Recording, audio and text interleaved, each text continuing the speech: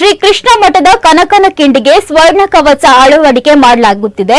ಮಾಜಿ ಸಚಿವ ಬಿಜೆಪಿ ನಾಯಕ ಪ್ರಮೋದ್ ಮಧ್ವರಾಜ್ ಬಂಗಾರದ ಕವಚವನ್ನ ಸೇವಾ ರೂಪದಲ್ಲಿ ನೀಡುತ್ತಿದ್ದಾರೆ. ದಕ್ಷಿಣ ಕನ್ನಡ ಜಿಲ್ಲೆಯ ಗುರುಪುರದ ಸ್ವರ್ಣ ಕವಚವನ್ನ ನಿರ್ಮಾಣ ಮಾಡಿದ್ದು ಪ್ರಮೋದ್ ಮಧ್ವರಾಜ್ ಮನೆಗೆ ಬರಮಾಡಿಕೊಳ್ಳಲಾಗಿದೆ. ಗೋಶಾಲೆಯಲ್ಲಿ ಕುರುಬು ಸಮುದಾಯ ಮತ್ತು ಹಾಲುಮತ ಪಂಗಡದವರ ಸಮ್ಮುಖದಲ್ಲಿ ಸ್ವರ್ಣ ಕವಚಕ್ಕೆ ವಿಶೇಷ ಪೂಜೆ ನೆರವೇರಿಸಲಾಗಿದೆ.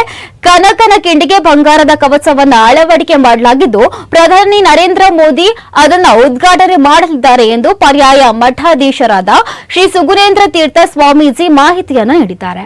ಅಂದರೆ ಶ್ರೀಕೃಷ್ಣ ಒಲಿಯುವಾಗ ಜಾತಿ ನೋಡೋದಿಲ್ಲ, ಅವ್ರು ಎತ್ತರದವನೋ ತಗ್ಗಿನವನೋ ಶ್ರೀಮಂತನೋ ಬಡವನೋ ಅಂತ ನೋಡದೆ ಕೇವಲ ಭಕ್ತಿಗೆ ಮಾತ್ರ ಶ್ರೀಕೃಷ್ಣ ಒಲಿತಾರೆ ಎಂಬತಕ್ಕಂಥ ಒಂದು ನಿದರ್ಶನ 800 ವರ್ಷದ ಶ್ರೀಕೃಷ್ಣನ ಒಂದು ಸ್ಥಾಪನೆ ಆದಮೇಲೆ ಮಧ್ವಾಚಾರ್ಯರಿಂದ ಪ್ರಥಮ ಬಾರಿಗೆ ಮತ್ತು ಅಂತಿಮ ಬಾರಿಗೆ ಒಂದು ಪವಾಡ ನಡೆದಿದ್ದರೆ ಅದು ಕನಕದಾಸರಿಗೆ ಮಾತ್ರ ನಡೆದಿದೆ.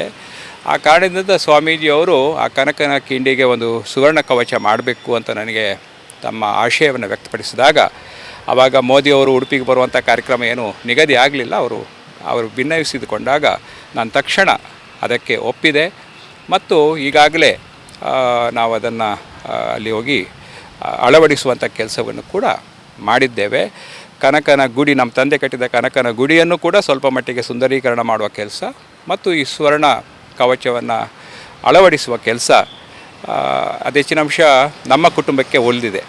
ಕನಕದಾಸರ ಸೇವೆಯನ್ನು ಮಾಡುವಂಥ ಮತ್ತು ಶ್ರೀಕೃಷ್ಣ ಮುಖ್ಯ ಪ್ರಾಣರ ಪರಮ ಭಕ್ತರಾದಂಥ ಕನಕದಾಸರ ಒಂದು ಹೆಸರು ಉಡುಪಿಯಲ್ಲಿ ಶಾಶ್ವತವಾಗಿ ಉಳಿಯುವಂಥ ರೀತಿಯಲ್ಲಿ ಆ ಒಂದು ಸಣ್ಣ ಸೇವೆಯನ್ನು ಮಾಡುವಂಥ ಅವಕಾಶ ನಮ್ಮ ಕುಟುಂಬಕ್ಕೆ ಬಂದಿರತಕ್ಕಂಥದ್ದು ಅತ್ಯಂತ ಸಂತೋಷ.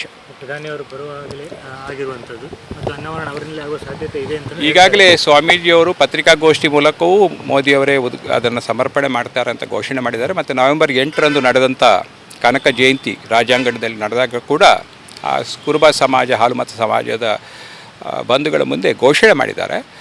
ಆದರೆ ಪ್ರಧಾನಮಂತ್ರಿಯ ಏನು ಕಾರ್ಯಕ್ರಮಗಳಿದೆ ಅದೆಲ್ಲ ನಿಗದಿಯಾಗುವುದು SPG ಅವರು ಬಂದ ಮೇಲೆ, ಸುರಕ್ಷತಾ ಕ್ರಮ ನೋಡಿದ ಮೇಲೆ. ಸೊ ಅದು ಕಾರ್ಯಕ್ರಮ ಪಟ್ಟಿಯಲ್ಲಿ ಸೇರುತ್ತೋ ಬಿಡುತ್ತೋ ನನಗೆ ಗೊತ್ತಿಲ್ಲ. ಅಂತೂ ಶ್ರೀಕೃಷ್ಣ ಮುಖ್ಯ ಪ್ರಾಣರ ಕನಕದಾಸರ ಸೇವೆ ಮಾಡುವಂಥ ಒಂದು ಅವಕಾಶ ನಮ್ಮ ಪಾಲಿಗೆ ಬಂದಿದೆ.